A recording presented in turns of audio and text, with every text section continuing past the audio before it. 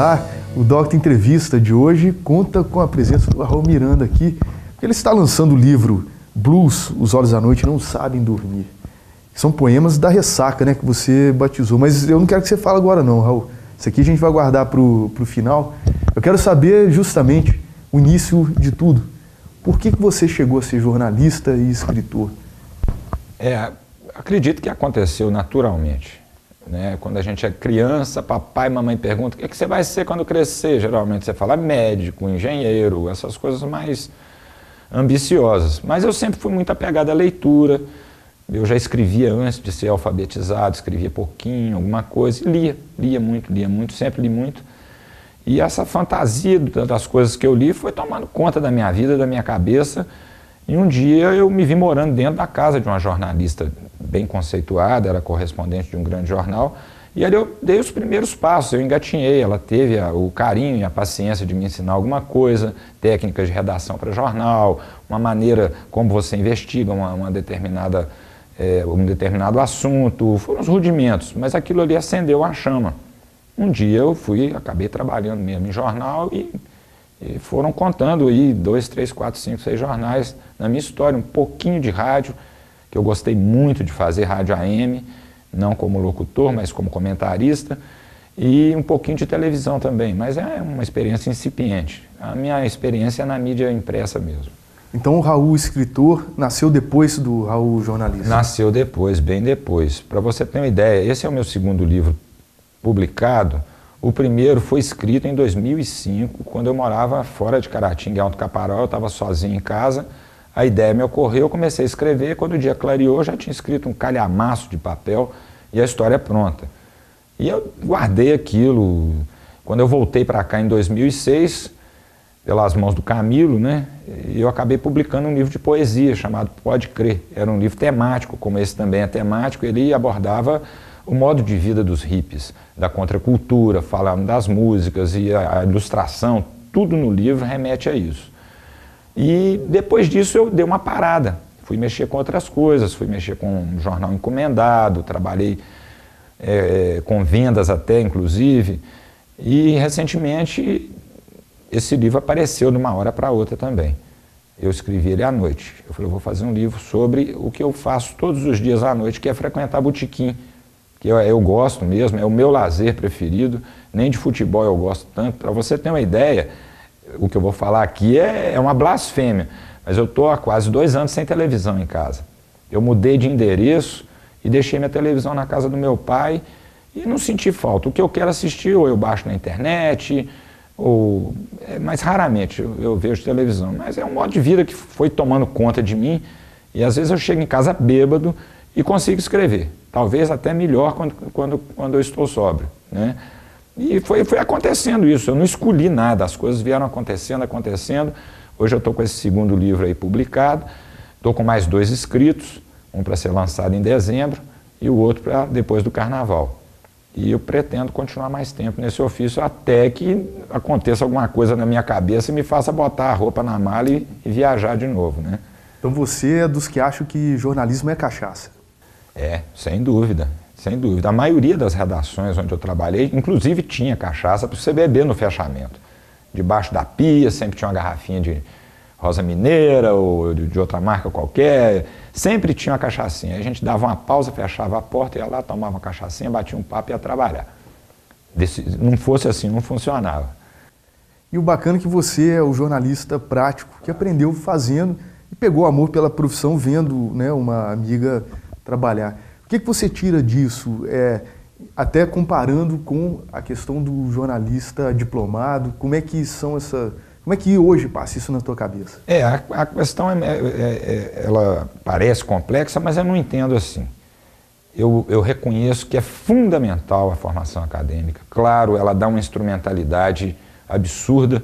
Agora, é o yin e o yang. Se não tiver alma de jornalista, você pode estudar em Harvard. Você vai ser um fiasco.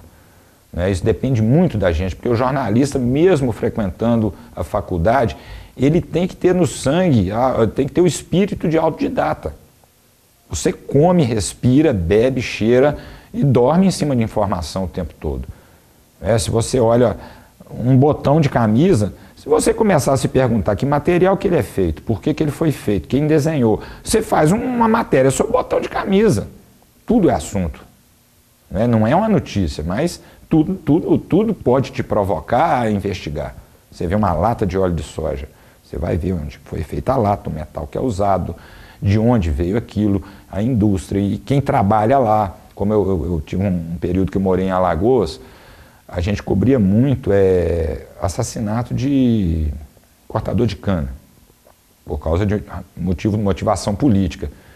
Né? E se você vai investigar o açúcar que você come, você vai chegar naquele cadáver escondido lá no meio do canavial.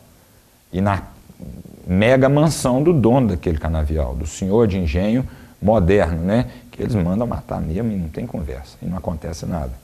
Você acha essa visão do jornalista privilegiada, vamos dizer assim? De certa forma, sim, porque a gente nunca fica desligado. Eu adquiri por hábito, para você ter uma ideia, eu saio na rua em Caratinga, ou vendendo livro, ou indo para alguma atividade, eu já sei antecipadamente quem vem lá na frente, que carro que passou há 2 minutos, eu fiquei condicionado pelo tempo de exercício disso, não me passa nada despercebido. Se passa, é pouca coisa.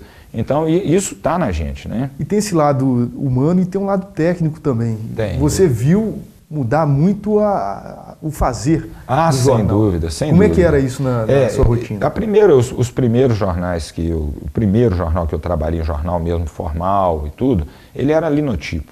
Era aqueles tipos móveis feitos de chumbo, né, uma liga de chumbo estanho, que era montado num gabarito, colocado numa máquina, e era uma dor de cabeça terrível. Você tinha que encaixar letra por letra. Né? Isso não era a minha função não, mas eu tinha pena do rapaz que fazia isso. Que era muito penoso, muito demorado. Era um jornal que tinha aí 8 páginas, com publicidade. A publicidade tinha que ser feita fora, porque era um clichê, uma chapa de metal, sensibilizada. E aquilo tudo era montado, amarrado com barbante, depois coloca ali na máquina, vai rodar aquilo, depois você tem que fazer o outro lado. Era um processo muito demorado. Eu, inclusive, tive a sorte de participar da transição de um jornal de linotipo para o offset. E mesmo assim a gente não tinha esses requintes de editoração eletrônica que a gente tinha hoje. Para você ter uma ideia, o computador melhor que tinha era um 286. Então a gente tirava tiras naqueles programinhas banais de fazer faixa, e tentava acertar a medida, porque não tinha régua também para você. E cansei de cortar papel, usar aquela cola de bastão, cola, não deu certo, arranca. Eu já passei 72 horas dentro de uma redação, dormindo no papelão, eu e o outro diagramador. Eu ia dormir um pouquinho, ele continuava, eu levantava, e era um jornal semanário. E eu levantava, tomava um guaraná em pó, tomava um café, ia para a prancheta, montando quadro por quadro, até aquilo ir para a gráfica. Aí quando o jornal chega, você vai olhar ele com calma, descansado, aí você vê aquele monte de erro, mas você nem reclama porque foi penoso demais fazer, né? Aí quando veio o offset, a coisa foi ficando mais tranquila. Aí eu comecei a me dedicar mais também a escrever. Porque acaba que isso limitava o tempo de criação, né? Completamente. Do próprio exercício. Assim, eu comemoro essa experiência porque é importante você conhecer todas as etapas colocando a mão na massa, né? Para mim foi muito interessante isso.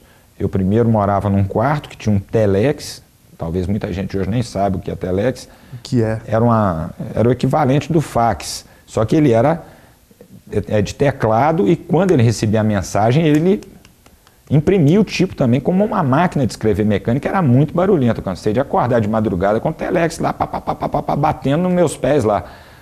E foi uma experiência interessante. Eu morava em Vitória, na casa de uma amiga jornalista, ela era correspondente do Estadão, e ela foi incumbida de investigar se houve alguma passagem daquele médico nazista, Joseph Mengele, lá pela região montanhosa lá do Espírito Santo, Domingos Martins, aquela região ali. E eu comecei a me interessar, a ler os livros que ela tinha na estante, e aí acho que aí acendeu o pavio. Daí para frente eu não consegui, nem o AA me tirou disso. Ótimo. Esse bate-papo vai continuar depois do intervalo e eu conto contigo aí.